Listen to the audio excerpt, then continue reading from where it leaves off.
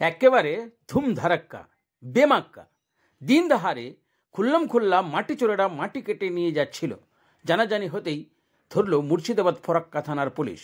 নয়নসুখ পঞ্চায়েতের মাটি চোরদের সব পরিকল্পনা ভেস্তে গিয়ে হয়ে গেল সব পরিকল্পনা একেবারে মাটি। টাকা মাটি টাকা বলেছিলেন পরমহংস শ্রী শ্রী রামকৃষ্ণ। এখন দেখি জায়গায় জায়গায় এমন অনেক রত্ন।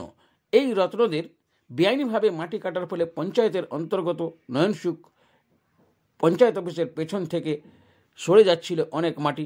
জেসিপি সহ 5 ট্রাক্টর ট্রলির চালককে আটক করল ফরাক্কা থানার পুলিশ। মঙ্গলবার সন্ধ্যা রাতে এই গাড়িগুলি আটক করা হয়। আজ সকালে তাদের জঙ্গিপুর আদালতে চালান করা হয়। মাটি চুরির ঘটনা গভীরভাবে তদন্ত করে দেখছে ফরাক্কা থানার পুলিশ।